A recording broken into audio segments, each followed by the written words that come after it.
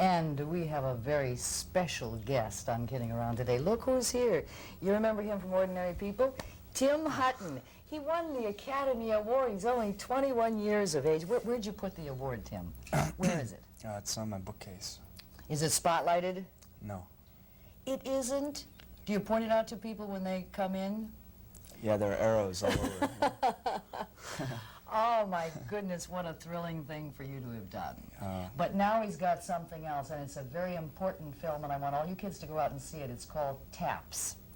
It's a story of a bunch of kids who take over a military establishment. I know it's difficult to be objective about a film when you're so involved, you got to do the takes over, and then when they finally finish it, and you can't really see it anymore. But for you, in looking at it, what was the most powerful scene for you? And I'll tell you what I think is the most powerful scene for me. For you when you see it? Probably, well, there are two that I really sort of like the way they came out. One is when I have the Corps in front of me and I'm saying a decision has to be made and has to stick. We can't tolerate any more desertions, and I give them the choice. If anyone wants to walk out, they can walk out.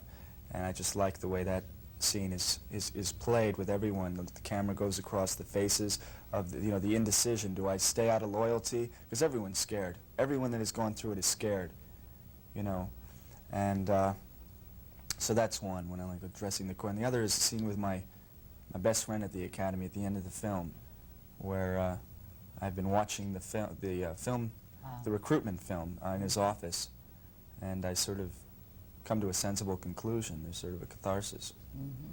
Now those weren't my two. Oh, okay. Mine was when you were addressing the Corps and the kids left. A number of them moved out. Yeah, that was the first scene I talked about, yeah. Oh, I thought it was when you addressed them the first time and they stayed. When you addressed them the second time, they left.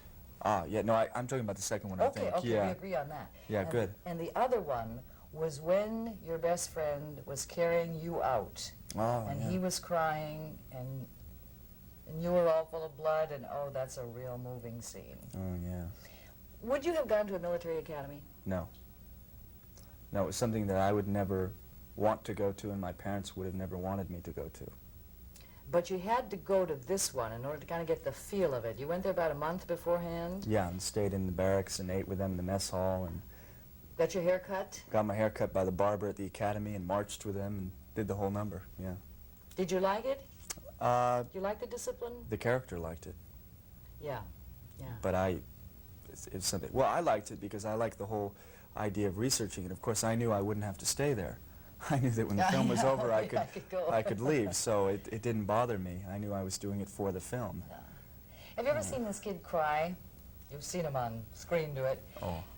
What do you have to do to make yourself cry on camera? And those lights are there and people are around and they're cueing you. What does it take? I guess you have to really get in touch with what the character's feeling and feel the full effect of what he's upset about or what is going to make him cry. You have to really get in touch with it, and then it comes pretty easy. I mean, there are many different things that I know, music, certain music can get me in a very specific mood to do that. So sometimes I'll just put on, the little like the Sony Walkman? Yeah, the Sony Walkman, and listen to a piece of music or something like a classical piece of music, and that'll do it. It's hard for some people to cry. Yeah, I think, but everyone would like to be able to, Mm-hmm. because it's a very nice thing to be able to. It's. Tim also did something very important for us in Nebraska because he was with Henry Fonda, our Nebraskan and the oldest living graduate. Would you tell us about your experience?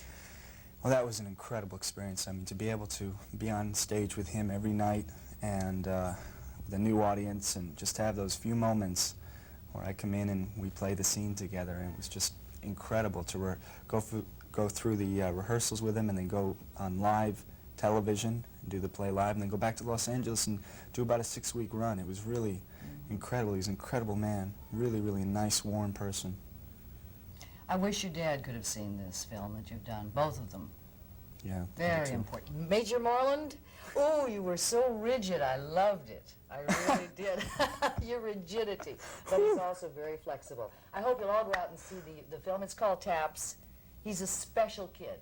His name is Tim Hutton. Thank you, Tim. Thank you. And we'll be right back in the show right after this word.